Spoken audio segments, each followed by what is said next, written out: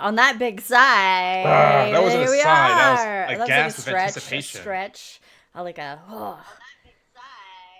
Ah, Oh my, yeah, sigh. Turner. Shush. Shush. Oh my gosh. I was like, Okay. why am I hearing myself? What's going I on? did the same thing. All right. So it was coming through It Brandon. was coming through Brandon's. Yeah, it was my little, phone. I'm it was like sorry. on the back in the day when people listened to like radio and callers would call in and they'd try to listen to themselves On calling in, and the DJs or radio people would be like, "You got to turn your volume off. You got to turn that." Yeah, because it's what on a a reverb or 7-second delay. yeah. Okay, now. Got to be able to blip out the fucks, dams, and shits. Just like we do in this. Yeah, 'cause we don't monetize, so we can say whatever the fuck we want. Sorry, Mom. My mom knows I curse like a sailor. She's used to it now. I found out last week that my mom will cuss. Yeah, your mom was dropping some F-bombs. What would I say? It was like 4 in 2 minutes. It was Yeah. great. I was like, wow. And then she was so worried that like Liz would think bad of her. I was like, she does not know my mouth. Let me tell you. In fact, oh my gosh, I just remembered, or kind of remember, but this dream that I had last night. God, it's like fading away and it's snippets. But I remember I was like yelling, the C word at somebody, at people, trying to get attention or something. I don't know, but I was really. I think yelling it's it. interesting that you are self-bleeping that. I'm self-bleeping. That's a hardcore word for some people. It's my favorite. It's my favorite. But a lot of people are like, oh, so I don't want anyone to. Well, you know what I call those people?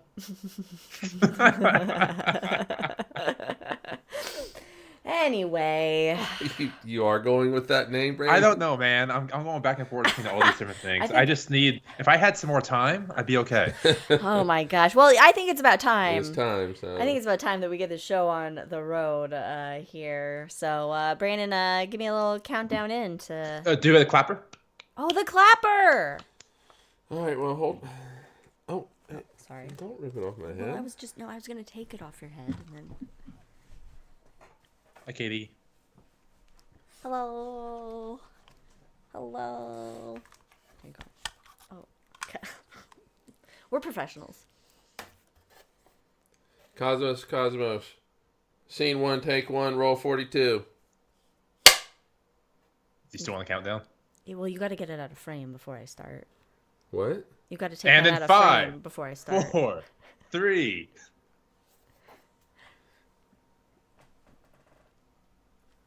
Sit up. Oh my Hey, God. everyone. God damn it. We are full on Davidson this Oh one. my gosh. All right. Hey everyone, welcome to another episode of Cosmos with Cosmos. I'm Liz. I'm Mike. I'm Brandon. He's I was Brandon. matching Mike's energy there. Well, it was. I don't know. Just go ahead. Go. We gotta have the energy, because I had the energy until you sucked it right out of the room. oh, well, I'm an energy Ooh. vampire. You're what's his face from? Yeah. Colin. You know what? We don't have time to discuss all these irrelevant things. His name's Colin, but that's fine. Because the show's about time. We're talking about time, not space time, but time Well, time. I mean, a little space time. I mean, you can't It's talk tough about to time kind without of space separate time. them. But Yeah. it's just time. We're just delving into time. Yes, Colin Robinson. Thank you. That's what I was Adam. saying. So since we're talking about time, it's time for us to get into our drinks. So Brandon, what are you drinking? So my drink is called "If I Could Turn Back Time."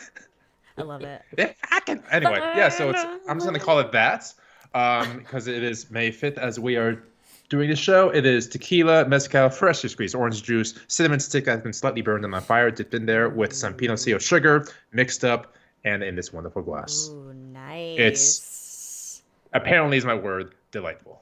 It is your word. Delightful, elegant, and what's my word? It's like, anyways, or whatever. Anyways, that's your word. Essentially. Essentially. Is a good one. Essentially. There's another word that we were talking about before the show began. What word was that? Mike, what are you drinking? All right. I was gonna call it the Hootie. The Hootie. Because it's the one band that I have seen more than any other band, only because I grew up in South Carolina. Yeah, that's right. Blowfish, so they play local. and they just played locally all the time. However, I did find a quote that I just absolutely loved, and it ends up being a long name, but fuck it, I don't care. I'm calling it the present, where the uncertainties of the future become the certainties of the past. That's such a present of a quote. Wow. And yeah, It is a present. It's delightful. Yeah. But it has, what does it have in it? It has mandarin orange vodka, Grand Marnier orange juice, and you top it off. Oh, it's got triple sec in it, I think. Ooh. No, it doesn't. I was thinking of another drink. You made it. I did, but I also made 2 different drinks. Yes. It's an uncertain drink. And it's this quantum drink, and it has sparkling water on top. So cheers, everybody. I have not tasted it, but cheers. We'll taste it. Let's see a live reaction of. When I think of a quantum drink, I think it's blue. But anyway.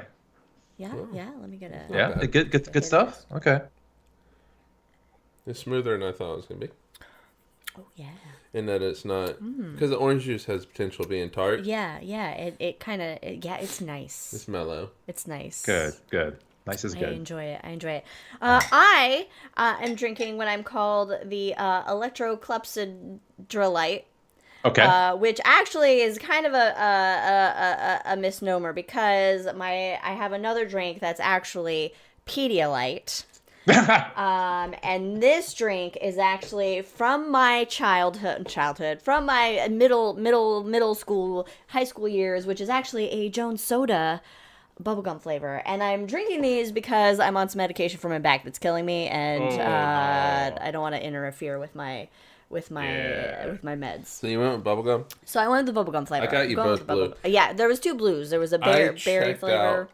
At the local grocery store, so many blue drinks. Oh my god. I was. Hold on, let me relive this moment back in time. It's been so long since I've had a Jones Soda bubblegum, and I never see it anywhere. And I was just convinced as I remembered.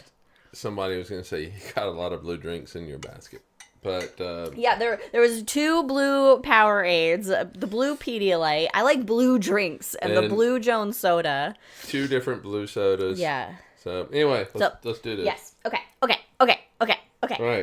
Follow us on all the things, Drinking Cosmos on Twitter and Cosmos with Cosmos everywhere else. Of course, Spotify and right here on YouTube and wherever you get your podcasts, like iTunes and all that good stuff. And check out some friends of ours. Katie Davison's wonderful art, Wildixia on Etsy, Wildixia. Are you related to her? You guys have the same last name. No relation. Oh, wait a minute. Yours is Davidson. Oh, how no, she's the best little sister anybody could ever have. So I nepotistically promote her stuff because she's amazing. She's your little sister. My little sister. Ron Proctor, MrProctorShow.com. He does some really cool stuff, and you can also find him on the social media somehow, and he does really neat things. And our good buddy Jack Northrop's Planetarium, Rolling Bluffs, Planetarium.com if you're in the Council Bluffs area of Iowa. If you're hanging out in the Midwest with the corn and wheat, whatever's in the Midwest. Tornadoes, apparently. Tornadoes are hanging out in the Midwest recently. Was a bunch of tornadoes. Oh, yeah. There was a coworker of mine had one touchdown like 5 miles from her house. Oh, wow. Yeah. I mean, I guess. Yeah, Brandon knows tornadoes. Jack can let us know, but it just seems like it's a little early for tornadoes. But I don't know. Just anyway, like it's a little late for snow, but here we are. There's snow coming down. Anyway, yes. Shot. Also, check out the Shot every other Wednesday. By the way, okay, just a little note. The Shot just came out about Peter Higgs and the Higgs boson. So check that out. However, we will have a Shot coming out in a couple weeks. That is about time. Because we decided... About time for what? It's about time. In fact, it's mistimed, the episode, because I was supposed to put it up instead of the Higgs boson to be a precursor to this show, because when we did the Shot, we decided we needed a full episode about time. So if you want a more condensed version of this episode, then you can check out the Shot on time coming out in a couple weeks on a Wednesday. So I just am a dumb when scheduling it.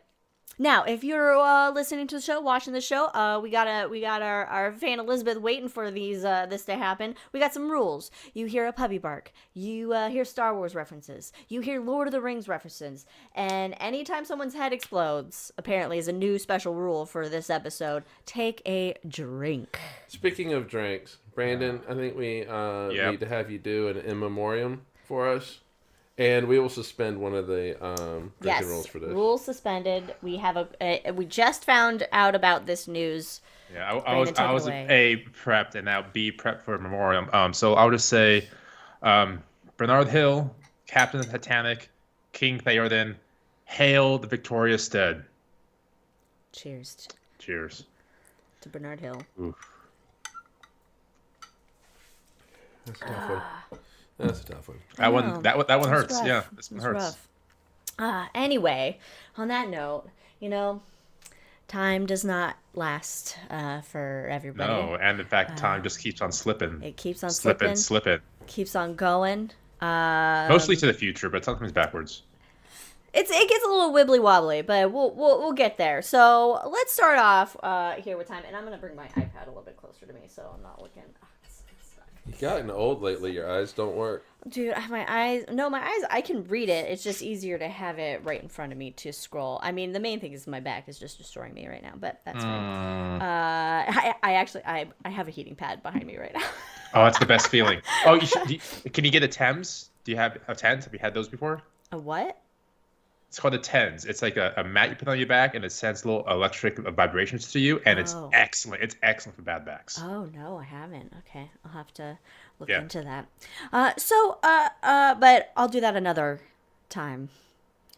Okay. It's a good thing we don't have that as like a thing. I should add that. A special rule every time we make like a time. I have a special rule and keep it to myself, and I'll see if you guys will figure it out by the end. Oh gosh. Okay. So speaking of time, which is our whole podcast, why do we have time? This concept of time, early humans, just living their lives, and somehow we've come up with time, and it's just it boils down to time being like a measurement of age, of history, of basically just keeping track of shit, day-to-day shit, organizing our lives, organizing our history, organizing just basically everything we know, like animals. They don't keep track of time. Right? Oh no, Leia does. Unless it's Leia. She completely they know. It's weird because they know like when it gets close to feeding time. Like they have something, but they're not wearing watches. They're not. Well, no, but they don't have a. Internally, they're keeping track. Internally, somehow keeping track. Well, it's of their time. stomach. But like, imagine not having any time or sense of time. Like there is no when. You mean like Mondays? Yeah. Like there is no when. There's only like the how, why, and what. Okay. Can you imagine no when? Well, it depends how you define the when, isn't it? Doesn't it? Well, it would be time. It would be the when is a time, right? This is going to be an episode. All right, my brain hurts already, so take a drink, like That's for you, Elizabeth, so you can take a shot of that cinnamon coffee, Kahlua eggnog coffee scotch with sweet foam that you got going on, which sounds really delicious. So, the history of time, it's how humans keep track of time. We made it up, right? We made it up. We made up time. It's a human construct. Time. Okay. Do you disagree? Do you disagree? I do, but let's keep going. No, why do you disagree? No, conversation. Oh, conversation. He's gonna love the end of the show. I know. No, this is why I'm gonna hold off. Okay, and then get into nitty gritty of it. Then, okay. But I will just say, for example, time is just like a day of the revolution of the Earth turning on its axis. Day, night. That in itself is a time that's not constructed. It exists. Regardless of human, but we construct a time out of it. We construct a 24 hours. Why don't we just wait?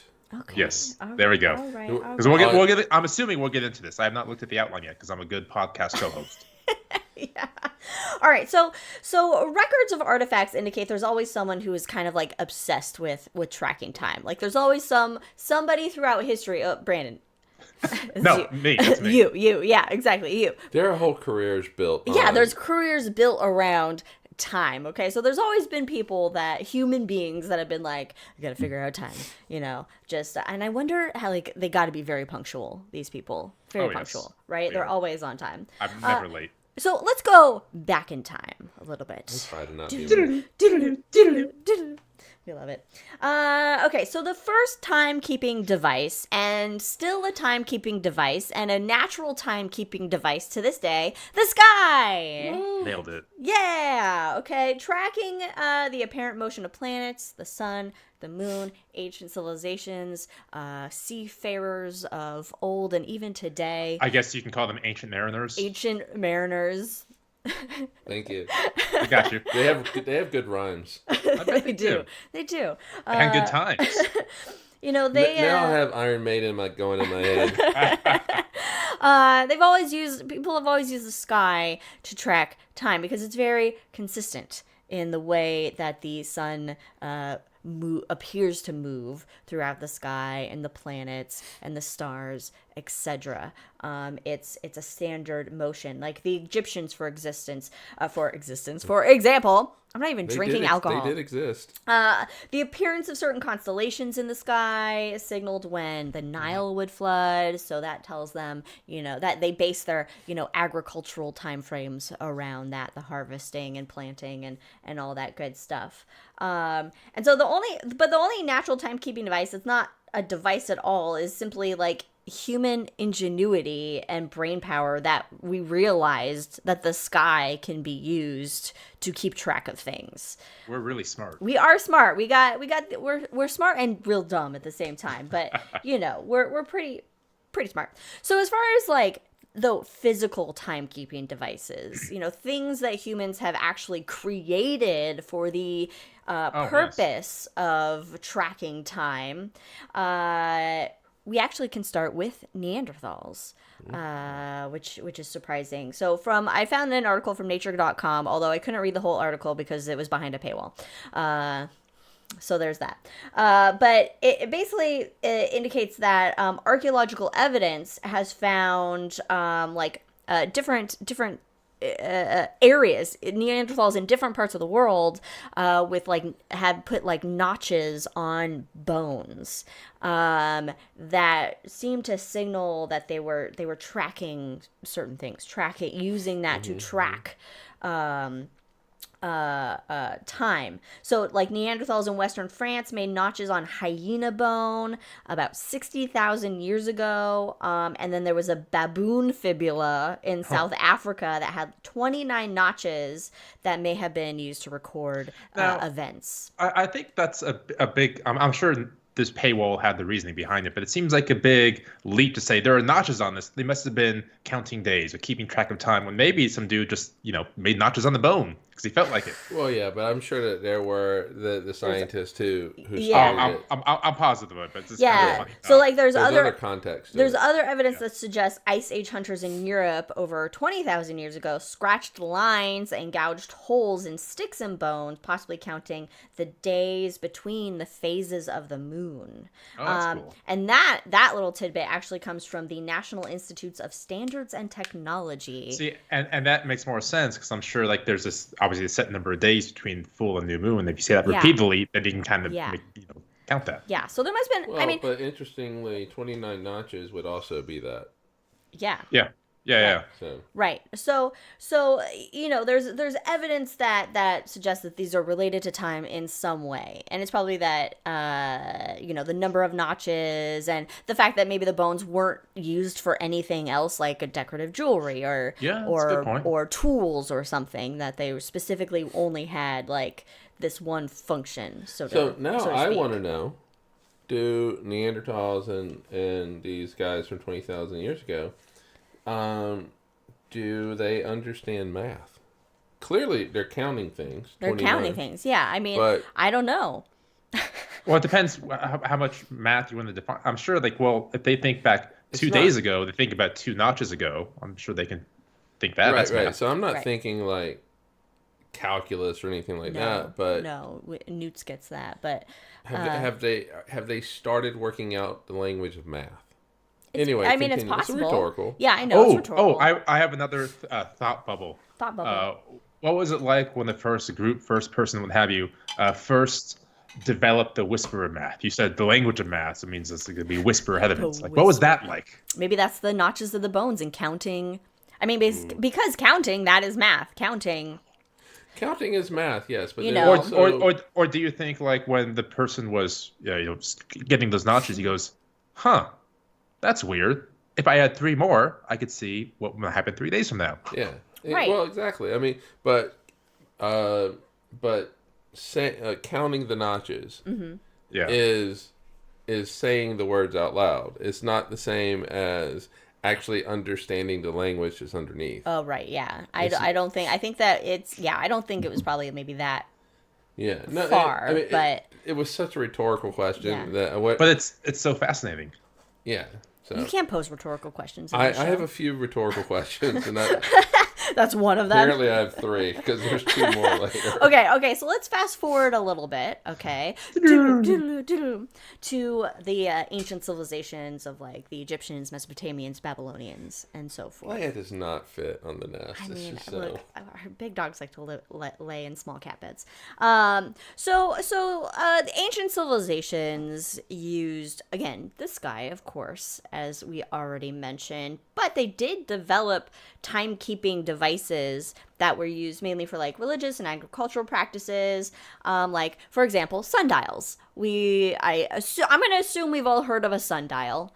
Right, and that is a device that is made usually like a stone or what have you. Stick in the ground. That is a stick in the ground. I unironically want a sundial wristwatch. Not to actually wear all the time, just once in a while. Just once in a while, break out your sundial wristwatch. The number of questions you will get. Like what? Stares and questions. A lot of stares, but then there'll be like the... Well, it's not like a monolith on my wrist. It's an itty bitty thing. Yeah, you're trying to bring back the sundial, you know? I think you ought to make it a monolith. But then I would a 16-ton brick of stone on my wrist. Just like. But if I had it, then I would do the whole Southern thing. Oh, I had the vapors, and then I would just stab yourself. But then you have to like go out into like the sun and be like, all right, it's. Let me look for that shadow. So using a device to basically track time by using the sun and the earth's shadow to tell you, okay, where you're at in the day. But that's not the only. My notes scroll down. That's not the only kind of timekeep device used. The Egyptians they developed a water clock called the clepsydra. Oh, so that's where you get your name from. Yes, that's where I get my name from. And so the best I can gather about this water clock is it's like an hourglass type deal, but there's 2 vases of water and one below the other, and they measure the regulated flow of water from one vessel to the other below it. It's a sand clock with water. It's a sand clock. It's an hourglass, but with water. The Babylonians also had a water clock, and they used it to aid astronomical calculations. And what they did is they measure time by the weight of water flowing from it. The weight being called manna or mina. So I was trying to read how this thing, worked. And I really couldn't, like, I started writing out how it worked, but then I was like, I don't get it. There's something about using these to measure the day or like as a payment or something to the day and night watches. And then there's a complicated bit about adding certain amounts of manna during different times of the year or months to measure like these night watches or day watches. Okay. I don't know. It's weird. So it was like at the summer solstice, they would add 2 manna of water, and then every subsequent month they'd add like a 3rd manna of water. But on the equinox, then they would add 3 manna of water. I mean, they have their the magic bar is very full in those days. Yes. I mean, at some point, I immediately though, thought they have to remove video games. They have to remove some of this mana. Yeah, well, You can't it's just like keep as adding it flows. Oh, that's true. You know, and then I don't know. It's very very complicated. But also ancient India and China also had their own versions of water clocks they would use, and after like the Egyptians had developed the Clepidistra or whatever weird name it's called. Sure. All right, so let's get a little more contemporary. I say Just a relative word. just a little. The hourglass. So the actual hourglass using the sands of time was invented in Europe. I'm thinking of my grandmother's story. It's a Prince of Persia, the sands. I was of thinking time Prince of video Persia. game. Yeah. But mechanical clocks. So more of the clock type devices that we are familiar with in the present day, those were developed in medieval Europe. Comment in chat. It sounds like the Magic the Gathering card game. Yep, exactly. So the first mechanical clocks that were developed were weight driven by a verge and foliot, which is basically just a gear train that's moving at a standard rate. And these were used for at least 300 years, these types of clocks. And in the 15th century, the first small clocks were developed once a main spring was invented and added to the clocks. Some sort of like little spring that could be like a smaller than like a big like gear ticking away, if you will. We've just struck an interest I didn't know I had. About clocks? Yes. I have a book. I forgot to go look for it earlier that is about the invention of this certain type of clock that was used for navigation and keeping time during navigation. I totally forgot to look it up and grab it before the show. But maybe for the hangover I'll go and grab it and find it because I know I still have it. So following these gear clocks, then the pendulum clock comes around, but it was first actually kind of thought of, and drawings of it were made by our good friend Leonardo da Vinci. He was an alien. Good friend. Leo. Yeah, Leo good old made a Leo. drawing. That's good old neat. Leo. Yeah, good old Leo. After Michelangelo brings the pizza in, he gets some motivation, drawing up some pendulum clocks. Nice. And nice. then- I'm more of a Donatello guy myself. Yeah, we got Donatello. So I'm a RAF guy, my RAF. So then another fan of the show, good buddy, Galileo. Good old Galileo Galilei.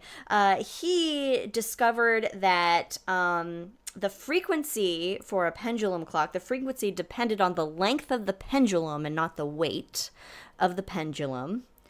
And then the first actual pendulum clock that was designed and built was by Friend of the show, Christian Huygens in Hell yeah. 1656. Christian Huygens, if that name sounds familiar, there was a little satellite sent over to this planet Saturn called Cassini, but it had a little probe that dropped down to the surface called Huygens, named after this Christian Huygens here. So other various clocks were invented also around this time. There were striking clocks, repeating clocks. There's one I didn't write down here. It was called like a deadbeat clock or deadbeat Really? something. It was like That's a deadbeat excellent. mechanism, but then I couldn't really understand it. So It's always gone basically out like and another out of like stock. yeah.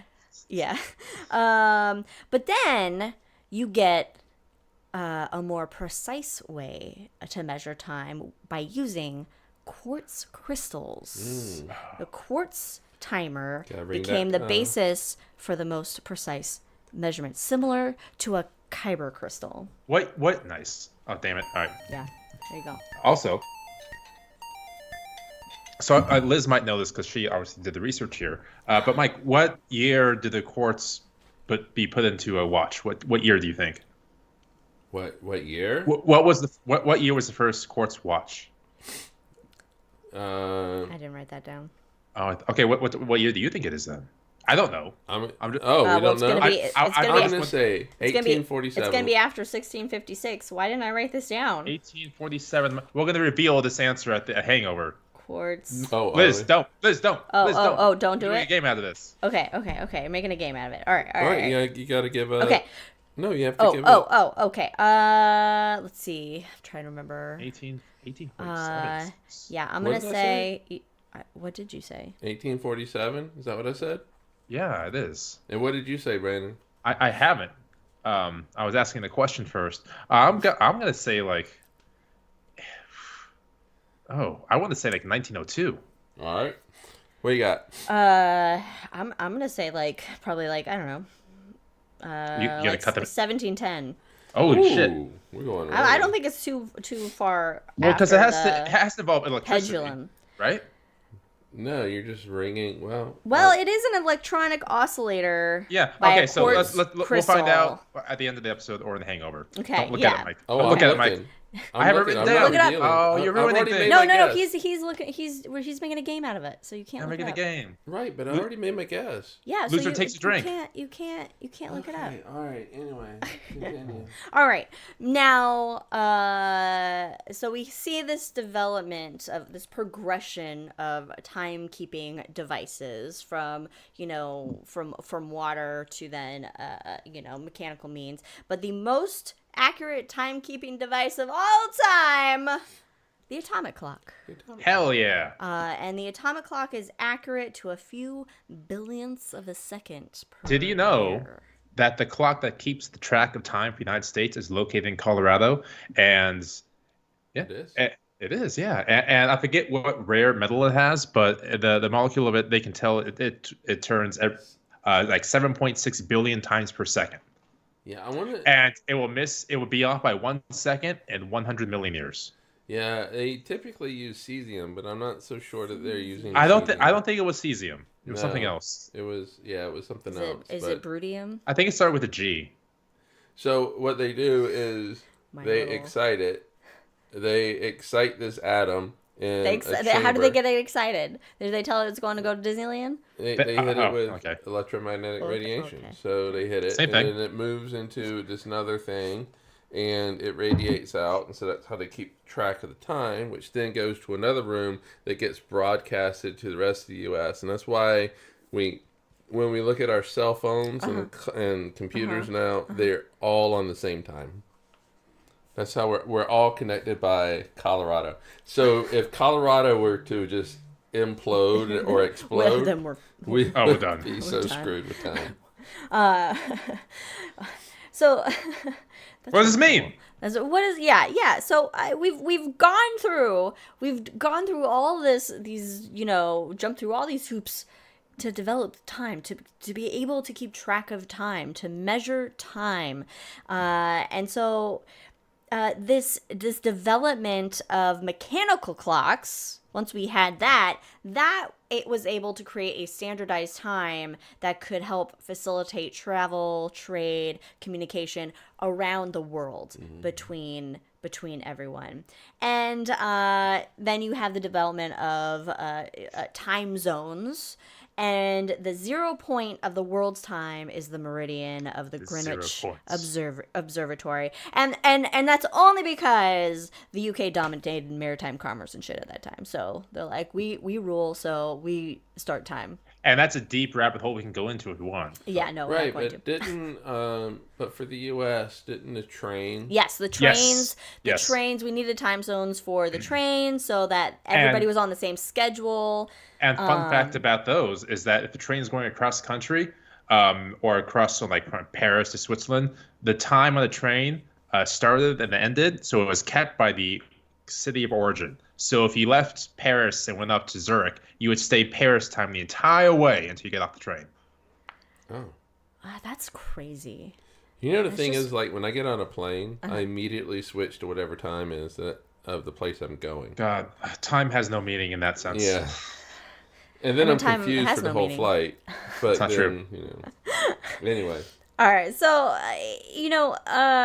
And in addition to just this whole synchronization of the world and people and our Sure. travel and our communications and everything, it also developed this concept of punctuality, of like Sure. being on time, the concept of like work hours, Ooh. a certain.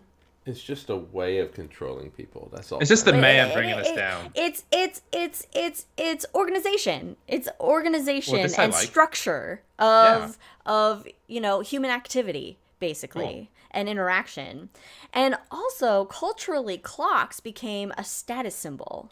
So there would be big ornate clocks developed to show your status, like say like Big Ben in the UK. The bigger the clock, the more powerful the nation. We have to make the biggest clock out there. Yeah, pretty much. And this is like a man's thing. We get it. Oh yeah. I mean, let's look at the shape of all clocks that are. Let's just turn the moon into a big clock. It's science. We just need some hands and some. Well, I mean, technically, it is a big giant clock as well. Well, yeah, it is. Well, it's a natural, timekeeping device. As the that Neanderthals found out. Yeah. So like the concept of time and the way that us humans use time, that is what is like invented by humans. That's a human construct and a way, again, for us to organize our lives on a whole for the world. Liz, look at the chat. Or what Georgia O'Keeffe clocks. That's hilarious to me. And now I don't know what I was saying. Anyway, it's time itself. Time itself is not all about tracking hours of the day, but instead it gets pretty wibbly and wobbly and timey-wimey and a little weird when you enter the realm of time and physics. So on that note, take it away, fancy physics man. All right. Prepare your brains. Well, all right. I do want to preface this. Preface it. Is that in physics there isn't an established answer as to what time is. So, there's whole questions. Is that why scientists are always late? They're terrible time management people. No punctuality. I mean, the reports come in late. The project's never on time. I know, right? But largely, time as we know it is a construct created by humanity, and it doesn't exist the way that we think that it exists. So, let's do this. What's that? I have so many questions. Let's do it. But just let's start with a definition of time in physics. Okay. And so in physics, time is defined as the measure of a change in a physical quantity or a magnitude used to quantify the duration of an event. So your velocity changes and over a certain amount of time. The triangle? Yeah. Triangle? Yes. Triangle. That is in physics called an acceleration. And so you can use that acceleration to figure out forces and things like that. And so time is important in calculations in physics and that type of thing. Okay, yes. So this is one of those, I mentioned rhetorical questions. This is one of those rhetorical questions. All right, so remember, time is defined as a measure of a change in a physical quantity or magnitude used to quantify the duration of an event. Okay? Actually. So by that definition, if you're an electron... Yeah, hanging out, doing electron things. Yeah. I was going to say I'm a photon, but that's different. That's an inside joke we'll talk about later. Yeah, and you ignore the uncertainty principle in thermodynamics. Oh yeah, let's just So, ignore some shit. ignore that. Let's ignore some important shit. You're a rebel of an electron. You do what you want. You don't So, follow the man. if you're an electron and nothing changes in your state, did time pass? I realize that there's no answer to this. This is a rhetorical question. So remember, if time in physics is defined as the measure of a change in a physical quantity or the magnitude used to quantify the duration of the event, if you're an electron, And ignoring those two crucial things, the uncertainty principle and thermodynamics, if nothing changes about your state, the time actually passed for you. You have no Two things. time? Two things. Number one, take a drink because my brain's breaking. Yeah, I was getting ready for the button because I was like, I don't know.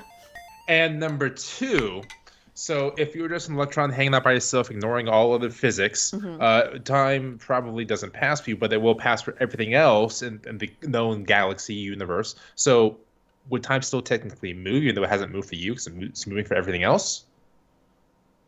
Nothing has changed in your state.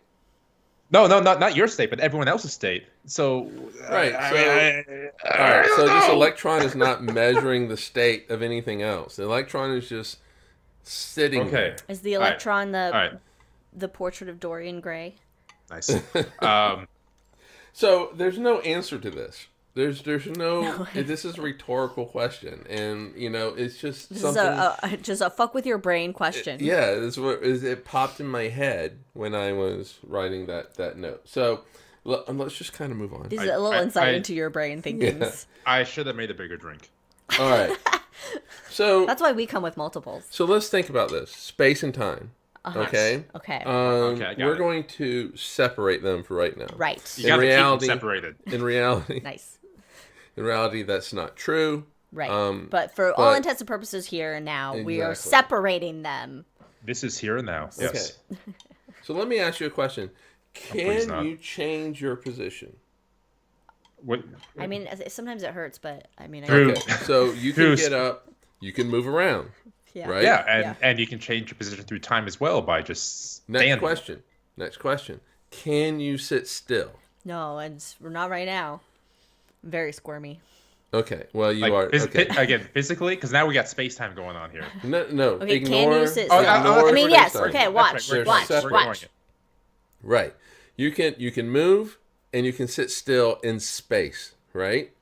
Your XYZ, your forward, back, up and down, left and right. Cartesian coordinates of... Right. And then to take this another step forward, because you're moving upon the Earth, let's say you're off in some distant piece of space, not attached to a planet or gravity well, you're just hanging out. Yeah, you can just pause yourself there. Next question. Pause yourself. Final question with regards to this. Can you sit perfectly still in time? Now, let's think about this for a second. What? And just break brains. So... To time, no, my brain's broken. No, you can't. You can't do it, right? But, well... You can't do it. Your heart beats. What if... For some of us... You're aging. You're aging. Your cells are vibrating. I was trying to think about the way of like going really fast around a really giant gravity well, something like that, but it gets even faster, so I'm just more confused. Yeah, no, you can't sit perfectly still in time. And this leads to my definition of time. Okay. Which is entropy, is my definition of time. Okay, all right, that's fair. That's fair. We're going to get to that. Oh, shit. God damn it. Should have read the outline. All right, so let's... Okay, so, I mean, that's an interesting question to think about. Can you sit still in time? The answer is no, as, even though our little electron... hypothetically ignoring shit. A little rebeltron. Our rebel electron is Rebeltron. Sitting perfectly still in time. But anyway, so time and space now it brings us to relativity. You can't. Everything comes back to relativity. Brandon, pay attention, man. Pay attention. It's so exciting. He's distracted by the snow. It's snowing where he is, and it's beautiful, and I'm jealous. I anyway. know. So our first thoughts of relativity come from Galileo. And Sir Isaac Newton. Who also thought of how the pendulum has to work. Yeah. So look at that. So back in the 1600s, they thought of time as universal. They talked in terms of timelines. Timelines. Remember making timelines in school where you had to like draw out different events on a little poster? That's how they thought. They thought that time was the same really for everybody. It elapsed at the same speed for everybody. And it also only moved forward. Okay? Okay. We're gonna get to that Right. R- God, I but- would love to go back in time. But Jesus. I know, right? I would So- love that so much. So they thought in terms of timelines, like your school project where you had to make a timeline. You're It's like, so much fun. this happened here. You put a little dot on a line. You know, Or for whatever. The Hangover, I'll go grab my timeline of my life that I made in like elementary school that I have. I mean, Don't that's move like a too much. really short timeline, right? You know, but Well- for you, when you're in elementary school, there's like so many events on it. But Yeah. anyway, Oh, it's insane. and so that's how Galileo Newton thought about it. Okay. Right. Interesting. Okay, yeah. Fast forward a few centuries, a little guy. He's not really Just a well little dude. known, but he comes about. His name is Albert something. Oh, Albert yeah. I think I've Ein- heard of him. Einstein. Einstein? Okay, yeah, no, yeah, just Einschweiger. just That's a little good soccer blip, joke right just there. a little footnote in history. Yeah, That guy. And so he said, "No, Oh. time is relative. It's not. Man, this You he's can't the think in Rebeltron. terms of timelines. You have to think in terms of what are called world lines. And so Wait. World mines? lines. Oh, that's a world mines. I mean, there Like, are this is- world mines all over, but this you is- know. So when you talk about relativity, the way that we think of relativity today, which is kind of an Einstein relativity, right? You have what are called light cones, and so you'll see are two cones. Yes. One faces up, that is your future, and one faces okay. down. Oh, okay. that is your past. That is your past. But the lines that Yes. define that those cones is measured by the speed of light. Okay. So anything that has happened to you or will happen to you in the future. So anything that's happened to you in the past or in the future has to be between those lines defined by the speed of light. Okay, this makes sense. You that conclusion there wrapped it up for me. My brain's no longer broken. Thank you.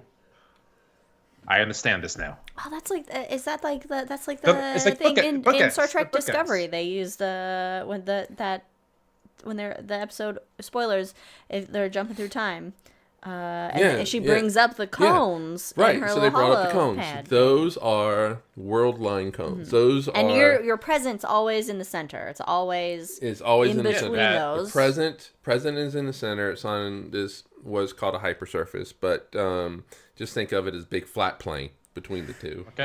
And so the Midwest. and so that is your present, and all that kind of stuff. And so Yes. Einstein thought of time as more like a river. It ebbs No, and we flows. don't drink with Star Trek references. Just Star Wars. Just Star Wars. I mean, Yeah. I will. we haven't added Star Trek as a. Feel free to take a drink. Yeah, though. but take a drink whenever you want to take a drink. Just we gotta limit it to a little bit. So, Einstein thought of time as more like a river which ebbs and flows. And I'm assuming Brandon wrote this. Some say love is also a river.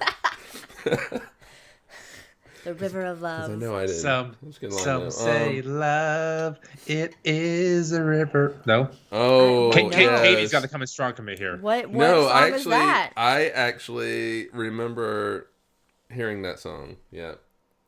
So What is that? A dove? A bird? Oh my God. All right, Katie, come on. You got to help me out if Seagull? you're listening still.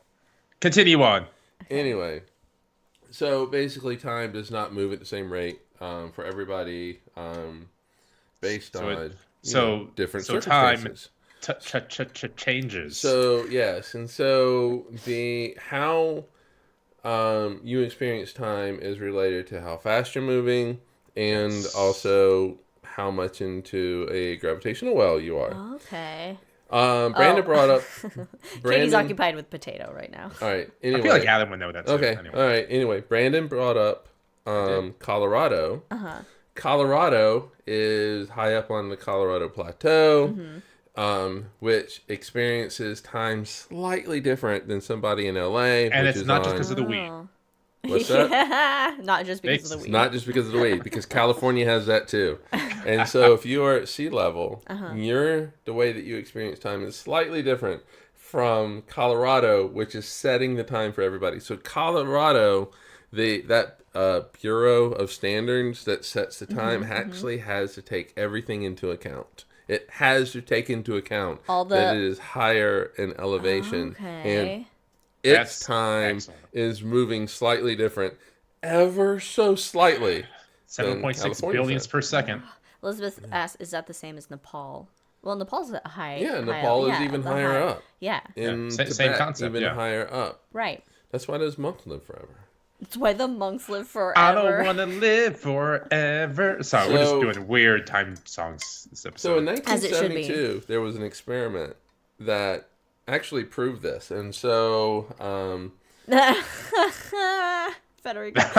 Duration of a minute depends on the side of the bathroom door you're on. That is true. That is the ultimate physics definition of time. Also, football time. Like a football game. Oh, God. God. A football minute. Really, the ending of any sports event. Yeah, sports minutes. Sports minutes are a lot longer than normal minutes. It's fine. You know, it's like... But also, like, watching rugby and soccer that go full-time. Or football for Federico. Football. That's for the rest of the world, actually. You know, you hit full-time. So, like, in rugby, you hit that 80-minute mark, and they just keep playing. Yeah. You know? I just found out Salt Lake City has a professional rugby team. Yeah. I know that. Yeah. I just found out about this. I kind of want to go see this year. The Warriors. Real or something? Yeah, the Real. No, that's the soccer team. The rugby team. Oh. Also, Liz's tongue is blue. Yeah, the Warriors. You see? Oh, it matches her shirt. All right. Anyway. Purple, but it looks blue. Focus. 1972. Yes. Raphael and Keating actually put some atomic clocks onto a plane. They sent one east and one flying west. Oh. The one that was going east was 59 nanoseconds different from the one that stayed on the ground. Okay. It was faster. Uh-huh. And the other one was 273 nanoseconds going west. But why was it different going west and east? Because you also had to factor in speed. Well, shouldn't they be flying at the same speed then? No, but no. All right, so it's relative to the clock on the ground, right? Uh-huh. And so the clock on the ground is heading west to east because that is the way that the Earth rotates, from west to east.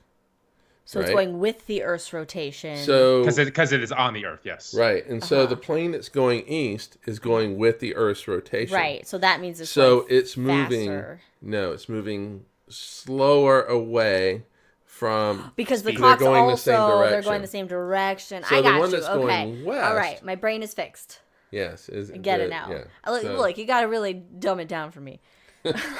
So it actually proved that Einstein's view of time and stuff. I got this. I got this. I'm gonna respond. Okay.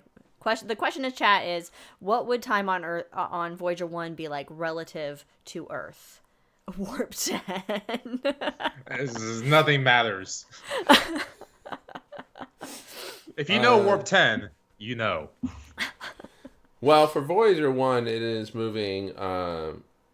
It's moving fast relative to us, and because it's escaping, right? So it escaped us. Also, hold on. Okay. And so its time is moving slower relative to us. But the solar system itself is moving through the Milky Way. So it's moving with the solar system. Oh, okay. So it's relative to Earth. Okay. That's why you have to say what it's relative to. What it's relative to. That's why we're so mad at that poster that was put up outside the Planetarium. Just thinking that. Yeah, where the poster said the Milky Way travels through space at like whatever speed it was, but it was like, but then you were like, well, was it what relative to what? You need to have that qualifier in order to determine that. So I mean, if you ever get pulled over by a cop. And the cop says you're doing 120, you can say, well, relative to what, motherfucker? There's this great story of a professor being pulled over, and it was kind of a misty morning, and he got pulled over for speeding, and he took him to court and over this ticket, and explained how lasers work in mist, and like, how do you know this? I invented this. Like his whole study was on lasers going through mist, and he proved how the laser can accurately measure the speed he was traveling. That's funny. That's great. Cops just like, Yeah, right. Also, for if you do get pulled over, one of the more important things is that he shoot you straight on, or at an angle, or at an angle. Now, what you also need to remember is that Is to say, yes. if he shoots you at an angle, oh no, that means that you're actually going faster than what he said. So, but if you kind of want to argue it from a science point of view without giving away a punchline, you might be able to. But I mean, it won't work. I'm gonna just take a drink based off all this. Did your brain break? What? Me taking a drink was me not talking. Oh. All right. So, but when we look at time, time moves forward, right? You can't stop it. Yeah. So it seems except for constantly daily savings and fall back. We make time go backwards in the fall. Right, but if you didn't, but again, that is a man-made concept. Are we gods? So whether you're looking at it time from lords. a perspective of Galileo or Newton or even Einstein, either way, that river of time continues to move forward. Right. The question is why? Why does it seem to move forward? Because entropy, right? Thermodynamics. Let us talk thermodynamics. 1820, dude named Carnot. He thought a lot about steam engines. Oh, he's trained. Yeah, I mean, he was thinking a lot about it, and he helped develop the second law of thermodynamics. Along Lord Kelvin and Rudolf Clausius was also involved, which says that everything in the universe tends to move forward, move from low to high entropy. There you go, Brandon. So happy. I'm validated. Let's all celebrate with a drink for Brandon because he got his. I'm getting real low. Fundamentally, entropy is a number of different ways that you can arrange stuff you can't see, like air particles and stuff, to still get the exact same measurements you can see, like pressure and temperature. It's a measure of disorder in a system, in a closed system. So it is the reason why the second law of thermodynamics, and dogs, especially Aussies, are the reason why you can never keep your house clean. Oh God, all the hairs. Because you can clean your room perfectly. And everything is in its place. Everything is in its place. Yeah, you're in a winter wonderland. We know. I didn't realize how much it's still snowing. I looked to my left, got super excited. Anyway, So dogs, magical. entropy. But it only just takes every time one I little sweep thing. the floor, Yes. There's more dog hair still. A little mote of dust lands over here, Right. and it makes your room now not perfectly clean. Right. Or ace of hair falls someplace. Right. Or a sock magically shows up. Anyway. Just the dishes, never-ending dishes. So at the Big Bang, there was a high level of uniformity, of energy. There was no matter at that time. It was short. Matters. I mean, we're talking right after the Big Bang. So energy evenly distributed, blah, blah, blah. The universe expands, the universe cools. That energy turns to mass. And then you start to have some of that mass clump together. So now we're going from this uniformity, which is low entropy, is orderly and then we universe. Get some clicks forming. Then to now we're getting form. clumps of matter here and clumps of matter there, and so now it's slowly starting to become disorganized, and these clumps of matter clump even more because of gravity. It's like a snowball effect. Stars that are born, which then become galaxies, which then become galactic clusters and galactic superclusters. You have collisions of galaxies. You have supernova explosions. And so you're losing every second. You lose more of that order in the universe. So every second. If it started from order and complete order, how did the one thing go slightly wrong to create this cascading effect? Well, the universe is expanding, right? So it cools. And then what happens is you go from this uniformity of energy, and it cools to where that energy can then transform into matter because E equals mc squared, right? And so it can actually turn into matter. Think of matter is frozen energy in a way. And so so now you're getting matter and energy. And as soon as you get that first particle of matter, you've really introduced disorder in the universe. It only takes one to disrupt the system. The explanation of frozen matter explaining E = mc squared is fantastic. I've never thought, like, energy is just frozen matter. That clicks with me. Yeah, and so, but like with ice, which is frozen water, you can go from one state to another. Of course, we don't really want that to happen because it makes big booms here on Earth and in the sun, centers of stars. Oh, okay. I also keep going. I'm into this. Keep going. All right. So in the 1920s, Sir Arthur Eddington called this universal movement from order to disorder times arrow. So this is also novel and science fiction. So this is the first time that times arrow has been introduced, and Eddington says if as we follow the arrow, we find more and more of the random elements in the state of the world, then the arrow is pointing towards the future. If the random elements decrease, the arrow points towards the past. And that was in Nature of the Physical World, 1928, I believe, was the year. And so that was the first time that times arrow, and a lot of physicists like to use times arrow now. Elizabeth in the chat asks, if matter is frozen energy, would you describe climate change and the melting of icebergs as speeding up matter or slowing down? That's not a great way. I mean, the thing is you're talking that it's just going from one matter state to another matter state. So a little unequivocal there. Yeah. But anyway, the Big Bang might be another reason. I mean, we already discussed it in terms of the second law of thermodynamics. But as the universe expands, it drags time with it. So thank you, Einstein. So space is expanding, but space is not separated from time. So as space expands, time changes as well. Which interestingly enough brings up another question. Yes. Also without an answer. None is to be expected. It's a rhetorical question. I got it. Okay, I got all it. right. I have a certain thought on this, but if the universe contracts, does time run backwards?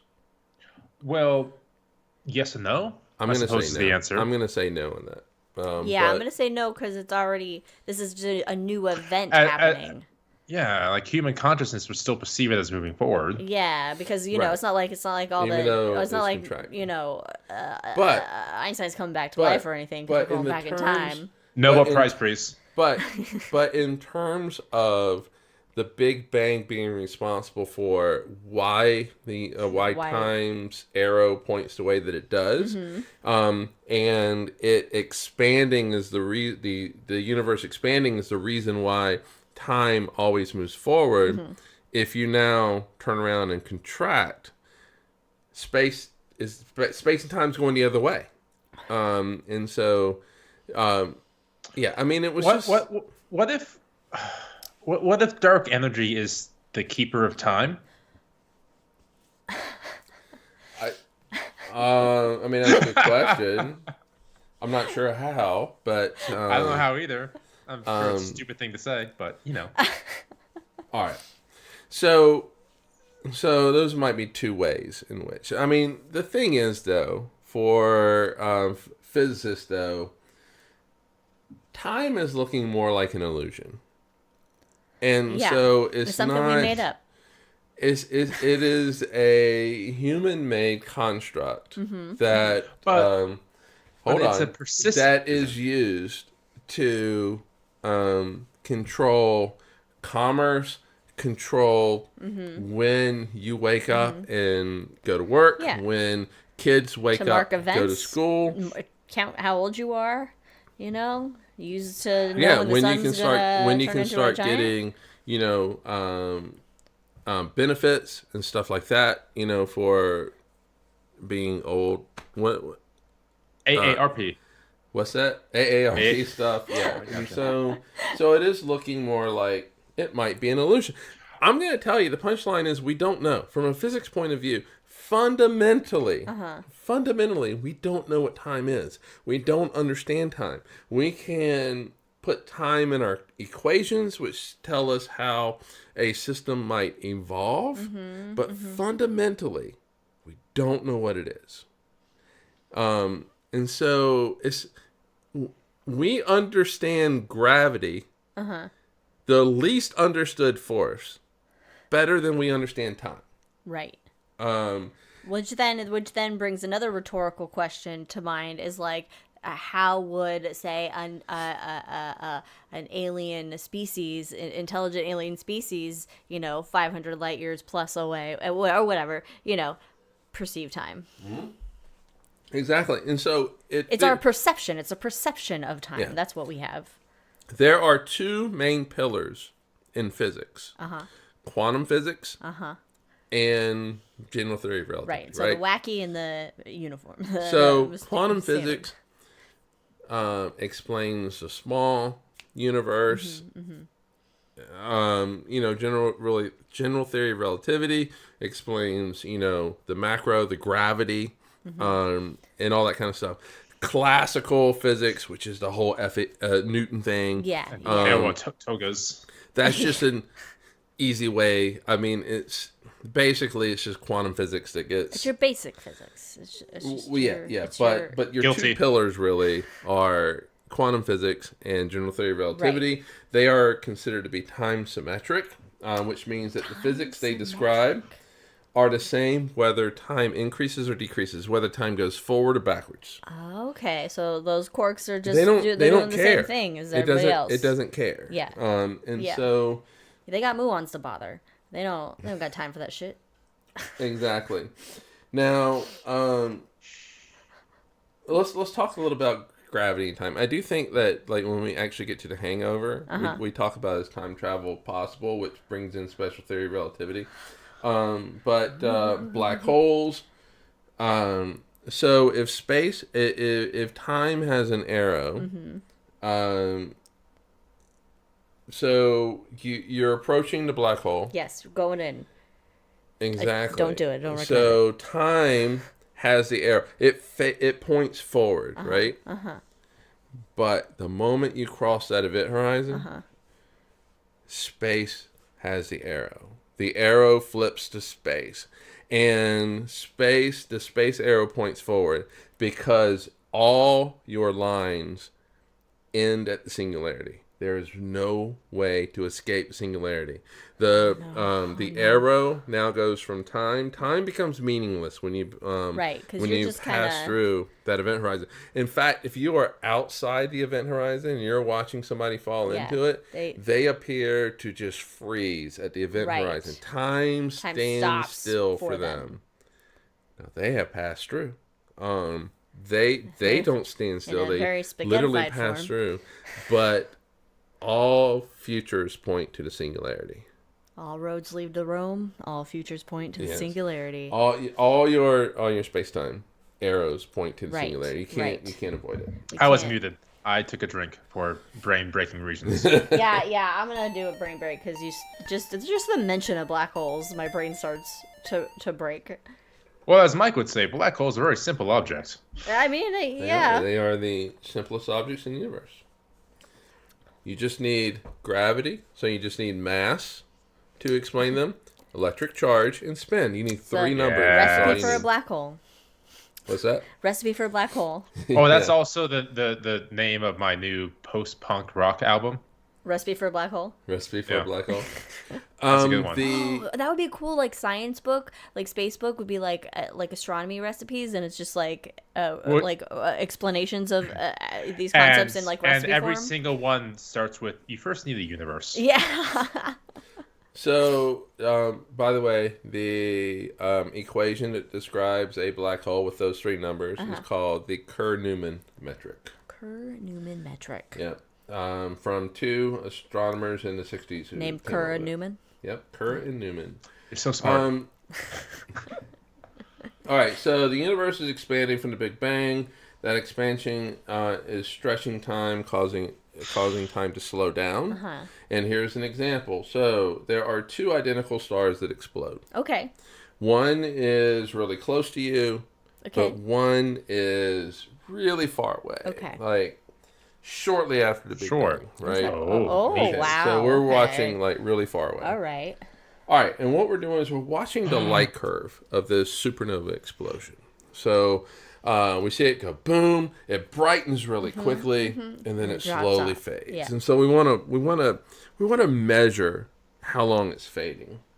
And so the one that's closest to us, one that's just right next door to us, but not too close. We don't want to Not kill too us. close to also kill us with the Important to note. cosmic rays. Yeah, so we see that it goes from really bright to really dim over 10 days. Okay. Okay. Okay. So, but the very distant star that we're watching, let's say it takes 30 days for it to go from really bright to really dim as well. And so, did that star explode more slowly? Or are we, or is time ticking more slowly from a certain point of view? Very Star Wars reference there. There you go. Obi-Wan. No. From a certain point of view, I'm going to say that's not necessarily a Star Wars reference. Okay, fine. It is in me. Only because I'm running. You just want to save your drink. I do. I have We watched Rogue One and New Hope yesterday. Nice. All right, so the explosion didn't happen more slowly. It's just that We're farther away. We're further away. So it takes it's more further away time. from us. And so we're seeing time tick slowly there. It doesn't mean that it's exploding differently. It's not. The physics is the same. If we were there, that star would have gone from bright to dim over 10 days. So, interestingly enough, many billions of years in the future, Yes. the entropy, energy, matter might be such that the universe might be in a state where everything is evenly distributed, and time has no arrow. It's meaningless. Time has no meaning then, at the end of all things. Take a drink. Lord of the Rings. I guess. Okay. But I do want to say, But okay, in that situation, if we're still hanging around, like we're still like aging and shit. We're still experiencing time in our own perception of time because we're like, oh, we still have birthdays. because systems change. Because of entropy. Systems do change. You know, your cells. I mean, your atoms still vibrate. Yes. Your cells still reproduce, but there's still little errors in the reproduction That's good. of the DNA. So yeah, I mean, things do change. It doesn't mean that time necessarily is a fundamental nature of the universe. And so and what I really want to say again though is from a physics point of view. The punchline is right now, from a physics point of view, we don't really understand time at a fundamental level. It doesn't mean that it doesn't exist. It doesn't mean that it's going to necessarily be written out of equations. It might not. It just means that right now we don't understand fundamentally what time is. And I have finally found a flaw in my thinking as far as entropy being a definition of time. That would still make time dependent on another subject. We still cannot define what time itself is. So I'm confused. My brain's breaking. But also remember, entropy is the tendency, which means that 99.9 and a bunch of 9% of the time, the egg falls off the table and breaks. But it's just that one time. Yeah, fuck you, quantum.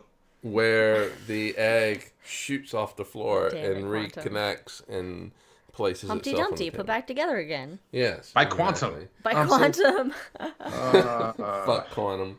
All right, I have two quotes here. I got you. To end it. Lee Smolin, who is really trying to understand time, from a physics point of view, talking about the future, past, and all that kind of stuff. The future is not now real, and there could be no definite facts of the matter about the future. Well, it hasn't happened. What is real is the process by which future events are generated by our present events. So the future, it gets crazy. He says basically that right now you just have the present. That's all that we have. Yeah. That is all that we ever have is the present. Mm-hmm. The past is not real anymore. The present? The past is not real, and the future is not real. The past has already happened. But it's still... Hold on. From a physics point of view, the past has happened. It cannot make any more changes to the universe. It has already happened. It cannot affect the universe in any kind of way. Yep. We remember it. We try to draw lessons from the past. Okay. Yeah. We remember it only because our brains and shit that happens in our brains. Yeah. So we remember the past. Yeah, it's not. Yeah, it doesn't exist anymore. It's not. It's not happening anymore. But from my point of view, the beginning of this podcast no longer exists. Exactly. 1 second ago, no longer exists. God, I can't. I'm just.